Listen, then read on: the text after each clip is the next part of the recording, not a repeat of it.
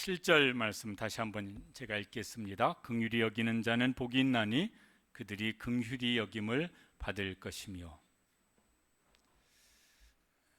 나에게 잘해주는 사람, 내 마음에 쏙 들게 하는 사람만 곁에 있으면 좋겠는데 그렇지 않은 경우가 더 많을 수도 있습니다. 나한테 아픔을 주고 또 뭔가를 이렇게 일을 시키든지 하면은 한 가지를 시키면 두 가지 문제를 만들어 가지고 오고, 그럴 때 이제 우리 마음속에 어떤 마음이 들까? 두 가지 마음이 들 것 같아요. 하나는 화가 나요. 분노가 생겨요. 또 하나는 그럴 수도 있지 뭐, 이해하고 아유 저 사람 얼마나 힘들까, 이래서 뭐가 이렇게 좀 그 사람의 입장을 헤아리는 이런 마음도 생길 수 있을 것 같습니다. 둘 중에 어떤 마음이 더 많이 드는 것 같습니까? 저 같으면 화나는 마음이 많이 들 것 같아요. 화가 나는 것, 분노는 나 중심이죠. 거기서는 이제 비판하고 혹은 뭐 책망하고 무슨 그 책임을 무슨 따지든지 뭐 이런 일을 이제 하게 될 것입니다. 근데 그 속에 이렇게 사랑이 좀 더 많이 있으면은 이해하는 게 되어지는 것 같아요. 그럴 수도 있지 뭐. 또 아니면은 이제 그걸 이제 오히려 어떻게 하면 좀 도와서 잘하게 할 수 있을까, 이런 마음이 들 수도 있을 것입니다. 그러니까 내 속에 어떤 마음이 있느냐에 따라서 그 상대방의 반응에 대해서 내 반응도 달라질 것 같습니다. 어떤 마음을 갖는 사람이 자기 스스로 행복할까? 막 그럴 수도 있지. 이해하고 어떻게 내가 도울 수 있을까? 이런 이제 상대방을 헤아리는 마음을 가진 사람이 더 행복할까? 아니면 막 분노를 쏟아내는 사람이 더 행복할까? 말할 것도 없지요. 또 내 곁에는 어떤 사람이 있으면 내가 좋을까? 뭐가 문제가 있으면 그거에 확 어떤 반응을 보이는 사람이 내 곁에 있으면 좋을까? 이해해주고 오히려 어떻게 하면은 도와주려고 이런 사람 있으면 행복할까? 그것도 뭐 굳이 뭐 대답을 할 필요가 없습니다. 오늘 이제 팔복 중에 5번째입니다. 긍휼히 여기는 사람이 복이 있다. 그 사람이 긍휼히 여김을 받을 것입니다. 살면서요 뭔가 힘든 일 많아요. 막 마음이 상하는 일, 부글부글 끓어오르는 일. 우리 삶의 현실이 힘들어서 그런 것도 있고, 요즘 같으면 날씨가 더우니까 날씨 탓도 좀 있을 것 같기도 하고. 그 중에서도 하나님이 우리에게 주시는 이런 행복이, 이게 이제 누가 뭐라 하든 현실이 어떻든 그거에 휘둘리지 않는 우리 내면 깊은 곳에 하나님이 주시는 행복이 점점 더 커질 수 있는 그런 복된 성도들 되시기를 주님의 이름으로 축복합니다. 하나님은 전지전능하신 하나님이시라고 그렇게 말을 합니다. 전지하다고 하는 것은 모든 걸 다 아신다는 거예요. 전능하시다고 하는 건 모든 걸 다 아실 수 있다는 말입니다.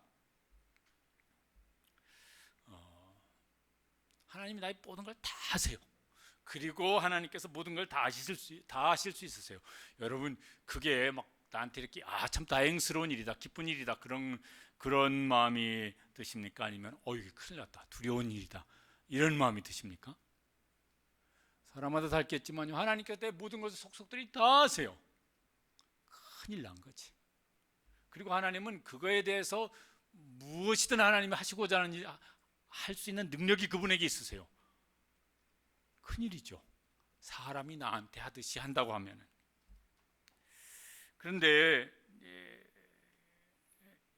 하나님은 공의 하나님이시고 징계를 하시는 하나님이시고 심판을 하시는 하나님이라서요, 하나님을 두려워해야 됩니다. 성경에 많은 말씀이 하나님을 두려워하라고 하는 말씀이 나와요. 그런데 더 많이 나오는 말씀은 하나님은 긍휼을 베푸시고 불쌍히 여기시고 그런 하나님이시라고 말씀을 하십니다. 오늘 이 긍휼히 여긴다 이런 말이 성경에 기록된 단어로는 이제 엘레오스 이런 말인데, 우리 성경에는 여러 가지 말들이 있어요. 뭐 긍휼, 불쌍히 여김, 인자, 자비, 뭐 이런 여러 가지 말들로 이제 번역되어집니다. 또 요 말하고 거의 비슷하게 쓰이는 구약의 말은 헤세드 이런 말입니다. 저 말도 뭐 사랑으로도 혹은 긍휼로도 불쌍으로도 인애로 자비로도 같은 여러 가지 말들로 다 이렇게 번역이 되어집니다. 제일 뿌리는 사랑이죠. 그 사랑하는 마음에서 상대방을 바라보는 마음, 상대방을 대하는 태도, 뭐 이런 것입니다. 하나님은 긍휼의 하나님이라서 이런 이제 우리의 문제, 약함, 죄 이런 걸 보시면서 이런 마음으로 우리를 대해 주시는 것이에요. 왜냐하면은 하나님은 성품이 긍휼의 하나님이세요. 우리가 이런 거 있어요. 막 승질대로 한다, 기분대로 한다. 그건요, 그때 승질 나는 대로 하는 거예요. 그때 기분 내키는 대로 하는 거예요. 그런데 어떤 사람은 그의 성품대로 해요. 성품은 뭔가 이렇게 반응이 왔는데 그걸 자기 나름대로 자기 성품 혹은 인격으로 잘 소화해서 반응을 보이는 거예요. 하나님은 사랑의 하나님이시고 그 사랑에서 나오는 긍휼의 하나님이라서 우리 속에 있는 여러 가지 문제점들을 보시는데 하나님의 사랑으로 걸러서, 하나님의 긍휼로 걸러서 우리를 이제 대해 주시는 것입니다. 시편 103편 8절에 보면은 저건 다윗이 경험한 하나님의 성품인 거예요. 같이 읽어보시겠습니다. 여호와는 긍휼이 많으시고 은혜로우시며 노하기를 더디하시고 인자하심이 풍부하시도다. 다윗이 자기가 살면서 야, 하나님은 나한테 어떤 하나님이시지? 긍휼이 많으시구나, 은혜가 많으시구나, 그래서 노하기를 더디하시는구나, 인자하심이 풍부하시구나. 그래서요, 뭔 어려움 있으면 제일 먼저 누구 앞으로 나가냐면 하나님 앞으로 나갑니다. 왜? 그분은 긍휼이 많으시고 은혜로우시고 노하기를 더디하시고 인자하시게 그렇게 대해 주시니까 하나님 앞으로 나아가서 무슨 위로를 얻든 힘을 얻든 용기를 얻든 뭐 이렇게 해서 다시 이제 일어섭니다. 하나님이 이제 누구에게 긍휼을 베푸실까? 그럼 당연히 이런 사람은 긍휼이 필요 없는 것 같아요. 이 사람은 신앙생활하는데 죄 한 번도 안 짓고 신앙생활하네. 이 사람은 거룩하게 구별된 생활을 잘하네. 이 사람은 아주 인격적으로 매우 훌륭한 사람이고 선한 일을 늘 선한 일을 행하면서 살아가고, 이런 사람 같으면 긍휼이 안 필요해요. 이런 사람은 칭찬이 필요하고 상이 필요하지. 이런 사람은 긍휼이 필요 없는 사람이에요. 근데 우리 중에 혹시 그런 분 계십니까? 그러면 참 좋겠는데, 일단 저는 거기에 해당 사항 없습니다. 누구에게 긍휼이 필요하냐면요, 하나님 보시기에 문제가 많아요. 골치가 아파요. 순종 잘 안 해요. 죄로 넘어지는 일, 자빠지는 일 많아요. 이런 사람이 하나님의 공의대로 하나님께서 그를 대하시면은 큰일 납니다. 그런데 하나님께서 그에게 긍휼로 대하십니다. 예레미야가 3장 22절에 보면은 하나님께서 그렇게 하셨다고, 안 그랬으면 우리 큰일 났는데 하나님께서 저렇게 하셨다고. 여호와의 자비와 긍휼이 무궁하심으로 우리가 어떻게 된다고요? 진멸되지 아니함입니다. 하나님께서 그의 자비와 무궁하신 긍휼로 우리를 대하시니까 하나님 봐주신 거예요. 기다려주신 것이, 참아주신 것이, 이해해주신 것이, 용납해주신 것이, 다시 한번 해봐, 그래서 다시 기회를 주시는 것입니다. 그래서 이제 감사하죠. 그래서 우리에게는 하나님이 공의의 하나님이시기도 하시지만은 긍휼이 무궁하신 분이시라서 그래서 오늘도 예배를 드릴 수가 있는 것입니다. 예배 드리러 와서 앉았는데 하나님께서 일주일 동안 한 모든 것을 쫙 리스트 뽑아가지고 한번 따져보자. 그러면 여기 예배 드릴 수 있는 사람이 몇 분 남아 있겠어요? 아마 대부분 나가서 손 들고 있든지 물구나무 서 있든지 그래야 될 거예요. 어떻게 긍휼을 베푸시나? 그러면 하나님께서 긍휼을 베푸신 게 성경이 많은데 제일 대표적인 건 예수님을 통해서 하나님의 긍휼을 보여주셨습니다. 신약 성경에 보면은 예수님이, 사람들이 예수님 하는 걸 영 못마땅해 가지고 붙인 별명이 하나 있습니다. 누구의 친구래요? 누구의 친구라고 그러십니까? 세리와 죄인의 친구라고. 세리와 죄인은 그 당시 사람들이 제일 싫어했던 사람들, 비난받았던 사람들, 무시당했다는 손가락질 당했던 사람들, 요새로 하면 저 사람들은 모든 사람에게 왕따 당하는 사람들이었었는데, 그런데 그 예수님을 보니까 그 사람들하고 자주 만나, 밥도 잘 먹어. 뭔 얘기를 하면 시간 가는 줄 모르고 얘기를 하고 있어. 소위 잘났다고 하는 사람들이 예수님 영 못마땅했어요. 저 예수는 저따위 인간들하고 어울려서 무슨 밥을 먹고 교제를 하고, 이거 저 형편없는 인간들의 친구구만, 이렇게 해서 비난하려고 붙인 별명입니다. 사람들은 다 외면했는데 예수님은 그 사람들의 기꺼이 친구가 되어 주셨습니다. 우리가요, 가끔은 사람들한테 혹 무신당한다고 생각이 들든지, 혹은 내가 좀 이렇게 사람들이 나를 좀 소외시키네, 나를 외면하네, 이럴 때 상처가 되어지죠. 기분도 나쁘고. 이제 그럴 때 이렇게 이런저런 생각으로 마음이 이렇게 복잡해지지 마시고 친구 찾아가시길 바랍니다. 누구의 친구? 세리와 죄인의 친구. 예수님, 친구 되신 예수님 앞에 나와서, 아이고 제가 기분이 나쁩니다. 그 사람이 날 무시를 합니다. 예수님이 난 너 무시하네. 제가 지금 아주 뚜껑이 열리려 그럽니다. 아니 지는 뭐가 잘났다고 나를 그렇게 나한테 모욕적인 태도를 합니다. 그래?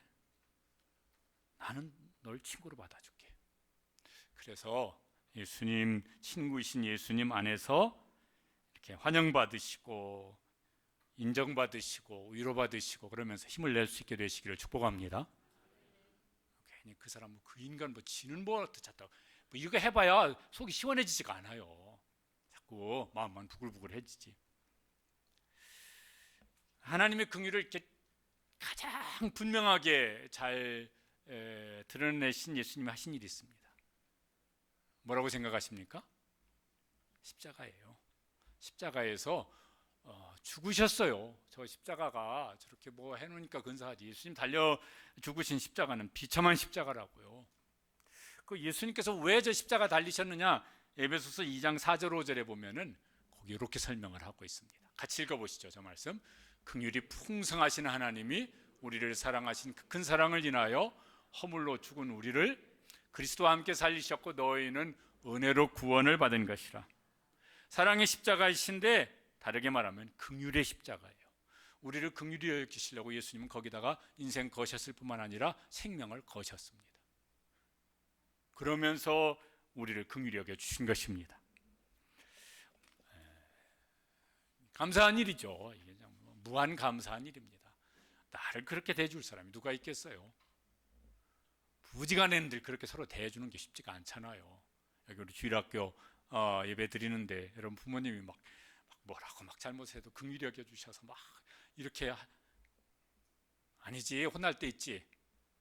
요새는 매를 때리면 신고하나? 맞을 놈은 맞아야 되는데 이러면서 맞은 적이 있어요. 나가! 얘가 착해가지고 순종해서 나가서 안 들어와. 이놈 새끼 왜 나갔어? 엄마가 나가라고 해서 나갔어요. 하여튼 이런 일들이 있어요. 그런데 주님은 우리를 긍휼히 여겨 주시되 그 긍휼이 무궁하신 한이 없으신 긍휼하심으로 오늘도 우리를 긍휼히 여겨 주실 줄로 믿습니다.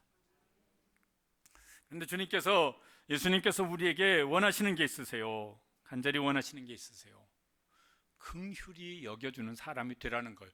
네가 그 긍휼을 받았으면은 너도 다른 사람을 긍휼히 여겨주라는 거예요. 마태복음 18장에 거기 우리가 아는 유명한 비유가 나와요. 1만 달란트 탕감받은 사람이 100데나리온 빚진 사람을 탕감해주지 않는 요 사건이 나와요. 어떤 사람이 빚을 졌습니다. 1만 달란트. 그거 이해하기 쉽게 요새 돈으로 하면 엄청 많은 돈인데 한 100억쯤 빚을 졌습니다. 빚 갚아. 그러니까요, 좀 봐주세요. 제가 어떻게든 갚을 테니까 좀 기다려주세요. 그런데 그 빌려준 사람이 보니까 갚을 능력도 없고 언제 갚어. 그래서 마음속에 저런 나쁜 놈 이런 생각이 든 게 아니라 마음속에 불쌍히 여기는 마음, 긍휼히 여기는 마음이 들었어요. 그래서 없는 거로 합시다.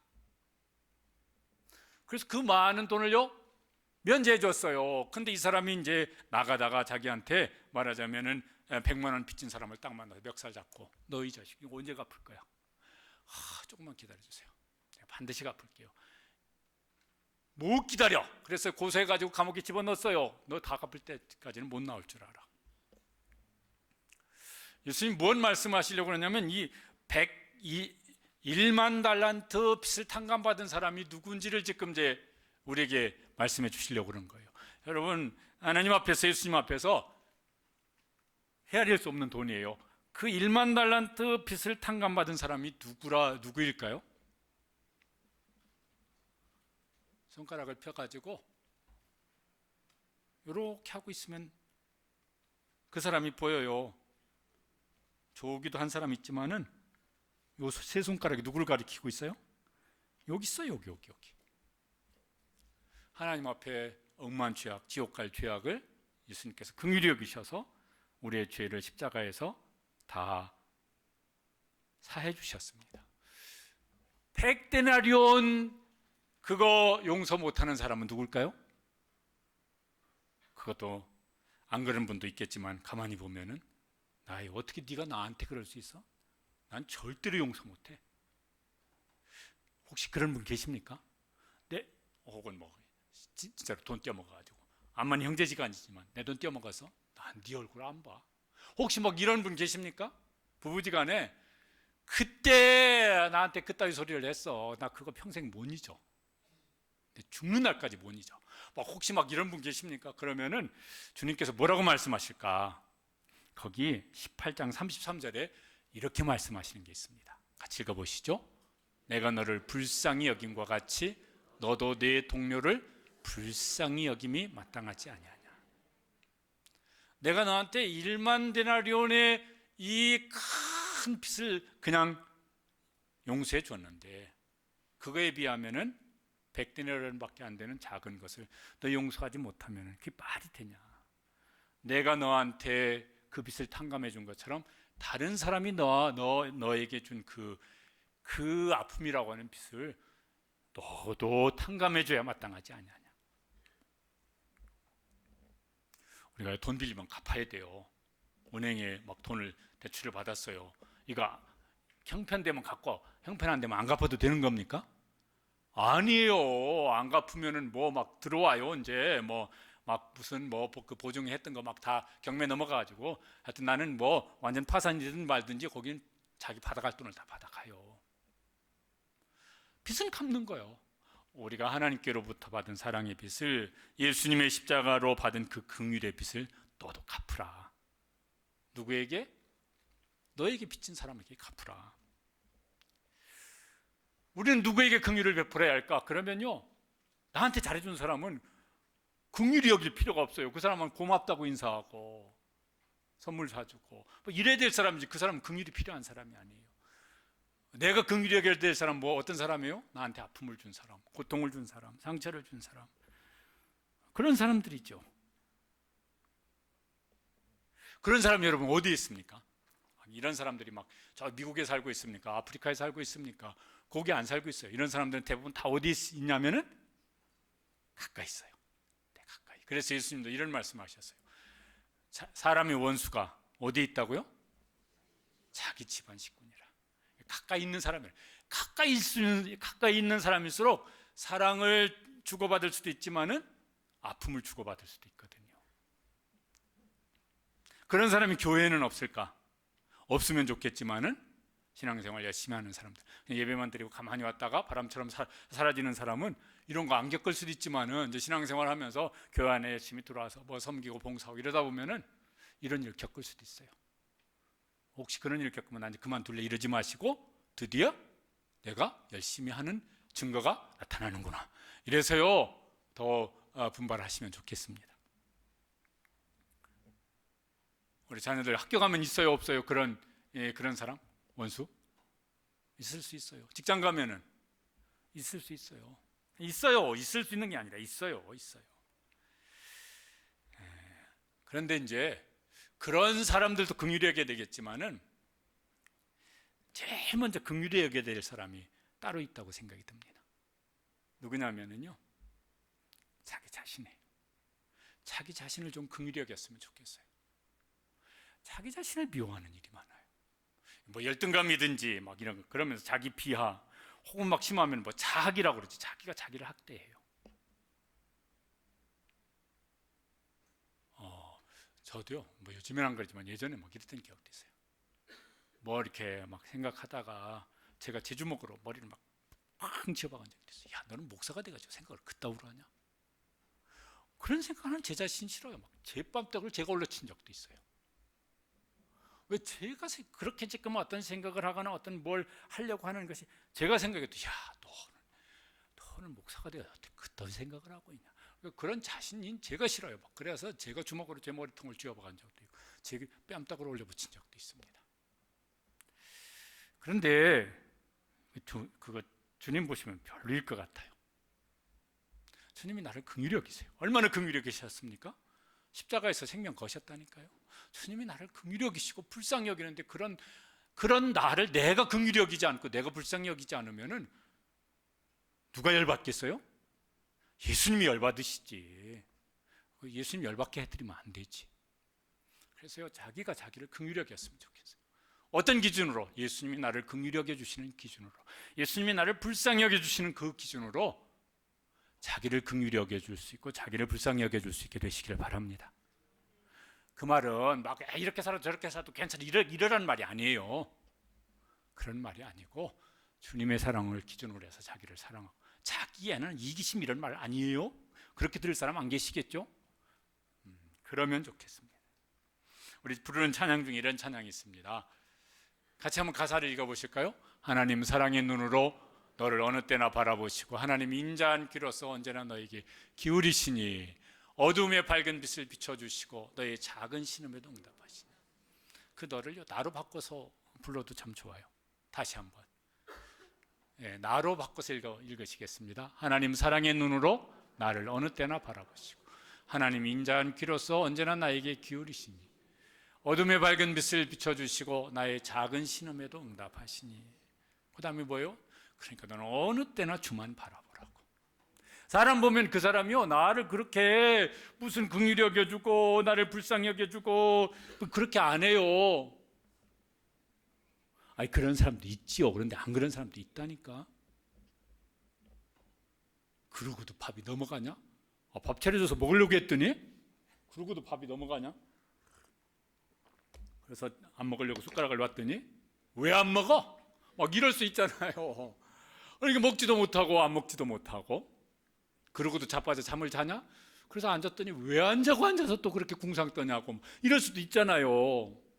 이러지도 못하고 저러지도 못하고 이럴 수 있어요. 사람은 그럴 수 있습니다. 그러니까 사람이 이제 그렇게 할 때 나도 사람이고 너도 사람이고 잘하는 건 아니지만 사람은 사람이구나 이렇게 좀 넘어가 주시면 좋겠습니다. 그런데 주님은 그렇게 안 하시고 하나님 사랑의 눈으로 나를 어느 때나 바라보시고 하나님 인자한 귀로서 언제나 나에게 기울이시니 나의 작은 신호에도 응답하시니 주만 바라볼지라. 그렇게 할 수 있게 되시기를 바랍니다. 그게 잘하는 거예요. 그게 자기 자신에게 좋아요. 어떻게 긍휼을 베푸면 좋을까? 그럼 그것도 예수님 기준으로 하면 좋겠습니다. 예수님 흉내내기를 잘하면 좋겠습니다. 히브리서 4장에 보면은 예수님 우리 연약함을 동정해 주신다고, 그 동정하신다는 말이 요새의 말로 하면요, 이해해주고 공감해주고 그런다는 말입니다. 예수님이 우리를 이해하시고 사람인 연약한 우리를 이해하시고 공감해 주시려고 예수님이 세상에 오실 때 사람으로 오셨어요. 그래서 사람이 당할 수 있는 영육간의 무슨 고단함이든 아픔이든 슬픔이든 괴로움이든 다 겪으셨어요. 그러면서 뭐예요? 내가 너를 이해해, 내가 너를 공감해, 이렇게 이제 해주시는 거예요. 한자말로 역지사지 이런 말이 있습니다. 무슨 뜻이죠? 입장을 내가 내 입장이 되어져서 생각을 해주는 거예요. 잘 안 되지만은 그러면 이제 그래, 이해가 되어져. 영어로 이해란 말이 understanding 이렇습니다. 저게 두 개 합성을 해요. under 뭐죠? 아래에 있는 거. standing 서는 거예요. 너보다 내가 아래에 서보는 거예요. 그랬더니 네가 왜 그러는지 내가 이해가 되어져. 전에는 저 인간은 어떻게 교회 다닙니다. 저 모양이냐? 그랬는데 아이고 넌 나이가 몇 살인데 아직도 그 모양이냐? 그랬는데 그 사람 입장에 서봤더니 이해가 되어져. 아니 이해가 되어지는 정도가 아니라 야 너는 그래도 그 정도 하기를 다행이지 내가 너 같았으면 나는 그보다 더 문제가 많았을 거야. 나는 더 뒤집어 엎었을 거야. 너는 야 참 그래도 그만하기 참 굉장하다. 예수님의 방법이거든요. 예수님의 방법. 근데 그 잘 이제 어렵죠. 근데 이제 그 기준으로 하면 좋겠고, 그거 아니더라도 이런 기준으로 해도 참 좋을 것 같아요. 비슷한 거겠는데 예수님이라면 어떻게 하실까? 저 책이 있습니다. 여기 우리 쉼터에도 있습니다. 읽어보시면요, 굉장히 은혜가 되는 책입니다. 예수님이라면 무슨 말을 하실까? 이렇게 한번 걸러서 지금 막 나는 막 이렇게 뭐가 막 부글부글 끓어올라가지고 한마디 확 하려고 그랬는데 예수님이라면 뭐라고 말씀하실까? 예수님이라면 그때 어떻게 그렇게 대했을까? 거기다가 예수님을 한번 걸러서, 그래서 뭔가 막 부글부글할 때는 말을 하지 말고 기도할 수 있게 되시기를 바랍니다. 주님, 제가 지금 부글부글 하는데 어떻게 하면 좋을까요? 그래서 예수님의 마음으로 어떻게 말을 하려고, 그렇게 좀 이렇게 우리가 연습하고 그러면 조금씩 될 거예요. 그러면은 긍휼을 베푸는 사람이 될 수 있을 것 같습니다. 목사도 그게 아주 고질병 같기도 하고, 신앙생활을 오래 하신 분들의 고질병이라고 느껴지는 게 있어요. 뭐냐면은요, 남말을 못 들어. 하고 싶은 말이 많아가지고, 그럴 때는 이렇게 해야 돼, 이럴 때는 기도해야 되고, 이럴 때는 뭐 해야 되고, 가르쳐주고 싶은 말이 많아가지고 남말을 잘 못 들어요. 그런데 그 사람한테는 별로 그게 도움이 안 되는 것 같아요.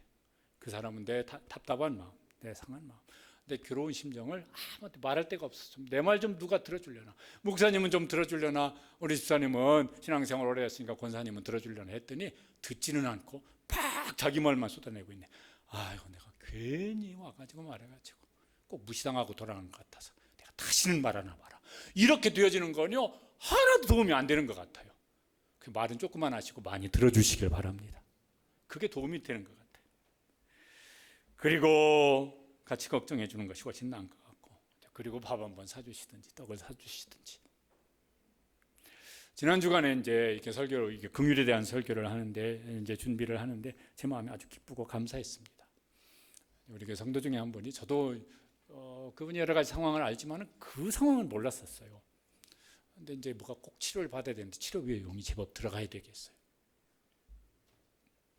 지난해가 이제 병원을 모시고 이제 갔다 왔는데 뭐 여차여차하다고, 그래서 그럼 해야지. 그런데 이제 어떻게 해서 또 이제 이렇게 옆에 이제 아는 분이 생기게 되었습니다. 그분이요, 상당한 금액을 이제 치료비를 대겠다고 이러셨어요. 그래서 제가 감사해서 전화를 드렸어요. 그랬더니 그분이 전화가 받자마자, 목사님 죄송해요. 그래서 뭐가요? 제가 다 부담했어야 되는데 제 형편도 그렇지 못해가지고 그만큼밖에 못해서 죄송합니다. 그 적지 않은 액수거든요. 꽤 되는 액수거든요. 야, 이분 속에 진심으로 긍휼히 여기는 마음이 있으시구나. 그러니까요, 제 마음이 얼마나 기쁘고 하나님 얼마나 좋으셨을까, 그런 생각이 들었습니다. 때로는 돈으로 긍휼을 베풀 수 있게 되시길 바랍니다. 그 액수가 많고 적은 건요, 자기 형편껏 하면 돼요. 그런데 긍휼히 여기는 것이죠. 헬리나 오웬, 그 영성 사역자로 유명한 분입니다. 하여튼 그분이 쓴 책은 무슨 책을 읽어도 은혜가 되어지는데, 그분이 한 말 중에 이런 말이 있습니다. 긍휼은 높은 자리에서 내려다보며 불쌍한 자들을 가련하게 여기는 감상주의적 동정이 아니다. 직접 그 고통의 자리로 들어가는 것이 진정한 긍휼이다. 예수님이 그렇게 하셨습니다. 그래서 우리도 예수님 본받아서 그렇게 잘 흉내를 내는 일이 점점 더 많아질 수 있는 우리 모든 성도들 되시기를 간절히 바랍니다. 그게 우리에게 복이라고 말씀하세요. 그게 진짜 복이라고. 그게 진짜 복이라고. 네, 그 사람은 긍휼히 여김을 받을 것이며, 이거 오해하지 마십시오. 이건 이렇게 이해하면 좋겠어요. 이미 하나님께서 예수님의 십자가를 통해서 우리를 얼만큼 긍휼히 여겼는데, 우리가 누군가를 긍휼히 여기면은, 하나님이 나를 이렇게 긍휼히 여기셨구나, 이게 더 풍성하게 깨닫게 될 것입니다. 그리고요, 그 사람도 누군가의 긍휼을 베푸는 일이, 그래서 긍휼이 이렇게 선순환되어질 거예요. 성경 읽다 보면요, 이 집안 식구들은 다 불쌍해. 그런데 그 불쌍한 사람들이 서로를 불쌍하게 여기면서, 서로를 긍휼히 여기면서 행복해지는 그런 어떤 가족의 모습이 나와요. 제가 보기에는 룻기가 그래요. 거기에 나오미가, 이분이 이제 시어머니예요. 외국으로 먹고 살려고 갔다가 남편 죽어, 두 아들 죽어, 그 다음에 젊은 두 며느리하고 딸랑 세 과부가 남게 되었습니다. 다시 이제 고국 고향으로 돌아와야 되겠는데 며느리들에게 긍휼을 베푸는 것이죠. 이렇게 말을 합니다. 너희는 각기 너희 어머니 집으로 돌아가라. 여호와께서 너희에게 허락하사 각기 남편의 집에서 위로를 받게 하시기를 원하노라. 옛날 얘기예요. 한 3,000년도 더 전 얘기예요. 그때는 이제 죽으나 사나 뭐예요? 일단 결혼했으면 죽어도 그 집 귀신 되는 뭐 이런 분위기라고요. 그런데 이 나오미가 며느리에게 너희 젊은데 너희 친정집으로 가라. 나하고 가봐야 가진 것도 없고 또 이방인이라고 무시당하고 먹고 살 길도 없고 너희 집으로 가서 재혼해가지고 남편 도움 받으면서 평안한 생활을 누려라. 긍휼히 여기는 것이지. 그랬더니 그 며느리가 뭐라고 말을 하냐면은 며느리 룻이죠. 룻이 자기 그도 막막한 사람이잖아요. 근데 이렇게 말을 합니다. 와, 참 대단한 것 같아요. 읽어보시죠. 어머니께서 가시는 곳에 나도 가고 어머니께서 머무시는 곳에 나도 머물겠나이다. 어머니께서 죽으시는 곳에서 나도 죽어 거기 묻힐 것이라. 어머니가 가난하면 나도 거기 가난 같이 함께 가나. 어머니가 굶으면 나도 거기 함께 가서 굶을 것이겠고, 어머니가 죽고 배고프면 나도 거기 그렇게 살 것이겠고, 그러다가 죽으면 나도 거기 함께 죽을 것입니다. 루시오 여기 돌아오면은 이방인이라고, 이방인이 얼마나 무시를 당할 텐데 그렇게 당하고 그 가난 뭐 고통 이런 겪을 건데 저는 그렇게 하겠습니다. 어머니를 긍휼히 여기는 마음이죠. 돌아옵니다. 보아스라는 사람을 만나게 되어져요. 근데 보아스가 이 룻에게 하는 말입니다. 룻기 3장 10절에 보면 이렇게 말을 했어요. 내가 베푼 인애, 오늘 말로 하면 긍휼이에요. 내가 베푼 긍휼이 처음보다 나중이 크도다. 다 설명할 수 없지만은 어머니를 모시기 위해서도 그렇고 그 기업을 이어가기 위해서도 그렇고 자기 어머니의 부탁을 들어서 이 젊은 룻이 나이가 많은 보아스에게 청혼을 하는 장면입니다. 근데 내가 내게 긍휼을 베푸는구나. 그래서 이제 보아스가 이제 그 다음에 보면 이렇게 대답을 합니다. 내가 기업 물을 자의 책임을 내게 이행하리라. 그래서요 보아스가 룻과 결혼하고 그 다음에 이제 아들을 낳습니다. 그 아들이 다윗 왕의 할아버지가 되어지는 사람이에요. 그래서 예수님의 족보에 들어가는 믿음의 명문 가문이 이제 세워집니다. 거기 보면 서로가 서로를 불쌍히 여겨요. 서로가 서로를 긍휼히 여겨요. 마음도 그렇고 말도 그렇고 행동을 그렇게 해요. 그러면 서로가 다 기쁨을 얻고 위로를 얻고 행복을 얻는 이런 모습이 이제 룻기에 나옵니다. 우리 가정들이 다 그렇게 되었으면 좋겠습니다. 형편이 어떠하든지 간에 서로 불쌍히 여기고 서로 긍휼히 여기고. 그러니까 제가 이거 할게요. 아이고, 아니야, 네가 왜 그렇게, 내가 할게. 부부끼리든 부모 자식 간에든 그러면 얼마나 좋을까. 저는 이제 목사라서 이제 성도들의 이렇게 사랑을 긍휼을 받은 게 많은데 뭐 막 많죠. 생각이 많은데 이제 제일 그래도 오래 생각나는 게 어렸을 이제 힘들었을 때 이렇게 긍휼히 여겨 주셨던 분들, 오늘 단어를 사용해서 설교 시간에도 말씀드린 적이 있지만요. 제가 신학교 다닐 때 하여튼 뭐 이렇게 형편이 그랬어요. 그런데 이제 거기 그 분식집에 이렇게 매상으로 먹고 한 달에 한 번씩 이제 갚는 일을 했었는데 영인의 집이에요. 그 테이블이 4명 앉은 테이블이 가게 안에 4개인가 이렇게는 조그만 분식집이었습니다. 제가 이제 뭐 거의 하루에 한 끼는 라면 먹고 한 끼는 칼국수 먹고 뭐 이제 이렇게 이제 지냈었는데 그분이 이제 한 달에 한 두세 차례는 신학교 졸업할 때까지 그러셨던 것 같아요. 전사님 오늘은 문 닫을 때 와요. 그러면 이제 9시인가? 하여튼 이제 셔터를 내리거든요. 네. 그때 이제 그날이 무슨 날이냐면은 그 부부가 분식집을 했고 그 집 아이가 이제 하나는 중학생, 하나는 초등학생이었었는데 그 집 네 식구가 모여서 고기를 구워 먹는 날입니다. 그럼 이제 저를 이제 고기를 이제 부르는 거예요. 맨날 그렇게 먹으니까 고기를 먹이고 싶은 마음이 이분 속에 있으셨던 것 같아요. 그래서 수년 동안 한 달에 두세 번은 고기를 얻어 먹었어요. 지금 같으면 미안해서라도 안 갈 텐데 그때는 왜 이렇게 뻔뻔했었는지 몰라. 뭐라고 하면 제가 가서 얻어 먹었거든. 명절 때지만 전사님 요번에 명절 때 고향 가요? 못 가요. 그럼 우리 집에 와서 밥 먹어요. 그럼 이제 명절날 그 집으로 가서 밥 얻어 먹고. 잊을 수가 없죠. 또 이제 이렇게 한 달에 한 번 이렇게 도서관에 늘 거기다 뭐 성경책도 뭐 보는 책도 놓고 이제 있는데 한 달에 한 번 이제 월초가 되어지면은 이렇게 성경책 사이로 봉투가 하나 삐져나와 있어요. 그러면 그때요 10,000원짜리 2장을 넣었어요. 전사님 많이 도와드리지 못해 죄송합니다. 건강하시고 공부 열심히 하세요. 그걸 그 대학원 3년 동안 어떤 누군지 몰라요. 그래 학기 초가 되면 거기 10만 원짜리 수표가 들어 있습니다. 누군지 몰라요. 그분이 한 번도 제 곁에서 내가 당신을 돕는 사람이라고 표시를 낸 적이 없어서 저도 누군지 알아보려고 나름대로 눈치껏 살폈는데 내내 알지 못했습니다. 잊을 수가 없어요. 제가 이렇게 처음 전도사 할 때 부장집사님, 오인석 안수 집사님,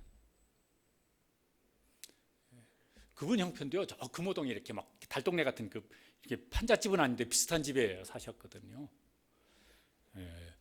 등록금 전사님 등록금 못 냈습니다. 봉투를 주세요. 죄송합니다. 등록금 다는 아니고 반밖에 안 됩니다. 근데 제가 사용을 했어요. 못 받아요, 집사님. 저도 집사님 형편을 아는데 제가 못 받습니다. 그분이 하셨던 명언을 잊을 수가 없어요. 전사님, 이 돈은 내 돈이 아니고 하나님 돈입니다. 하나님 돈은 하나님 급한 데 써야 합니다.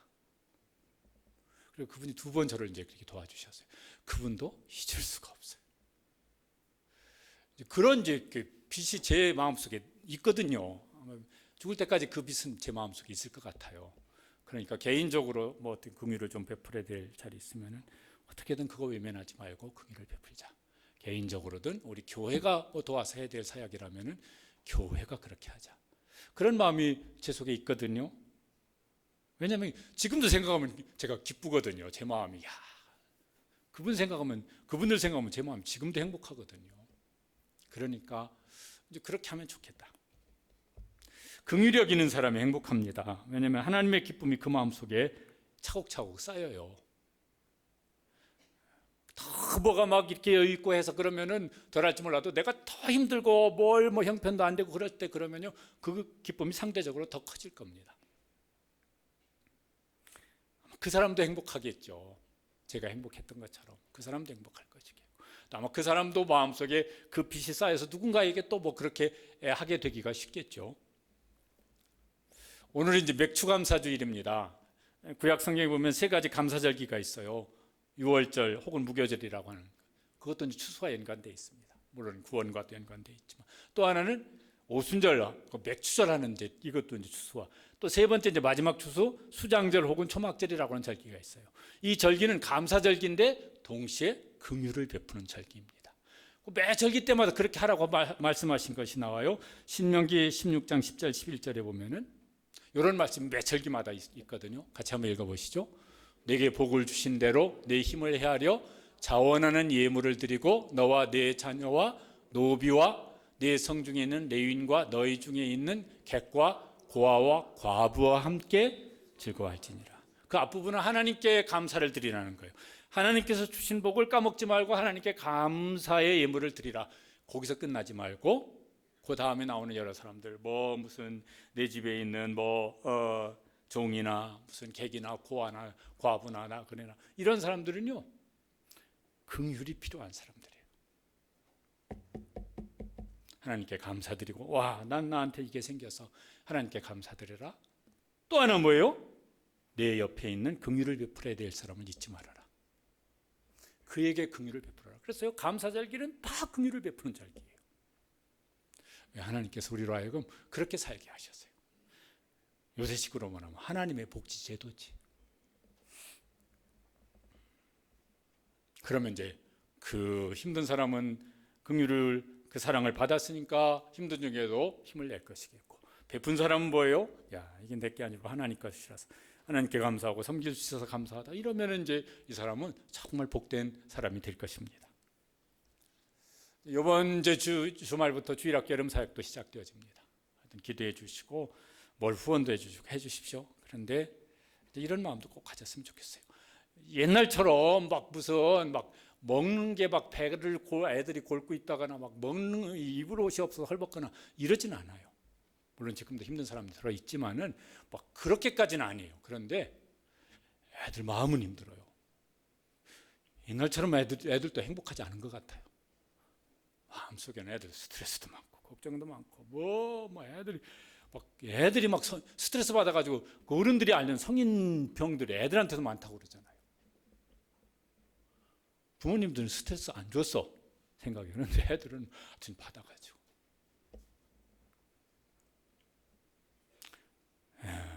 아이들의 마음속에 우리를 통해서 하나님의 긍휼하심이, 하나님의 사랑이 흘러갈 수 있도록 아이들의 영혼을 긍휼히 여겨주셔서 이번 주일학교 여름수련회 통해서 꼭 예수님 인격적으로 만나고 그 마음속에 하나님 주시는 꿈도 생기고, 그래서 이게 하나님이 주신 내게 주신 비전이야.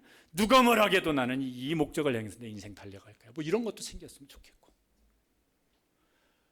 막 누가 옆에서 뭐라고 하더라도 나는 하나님의 사랑을 받고 주님이 나와 함께 하신다. 뭐 이런 믿음의 확신을 가지고 좀 현실을 뚫고 나갈 수 있는 이런 믿음의 사람들, 그 영혼을 불쌍히 여기고 그 마음에 공허한 것을 채워줄 수 있는 일에 하나님께서 은혜도 주시고 우리가 도움도 될 수 있도록 그렇게 힘써 긍휼 사역을 함께 해주시기를 바랍니다. 그래서 하나님이 기뻐하시고 하나님도 행복하시고 나도 행복하고 나를 통해서 긍휼히 여김을 받는 그 사람도 행복해지고, 그럼 그렇게 계속 어딘가로 흘러가겠죠. 이럴 수 있는 우리 교회 모든 성도들, 또 함께 예배하는 우리 모든 자녀들 되시기를 주님의 이름으로 축복합니다. 기도하시겠습니다. 우리 함께 기도하실 때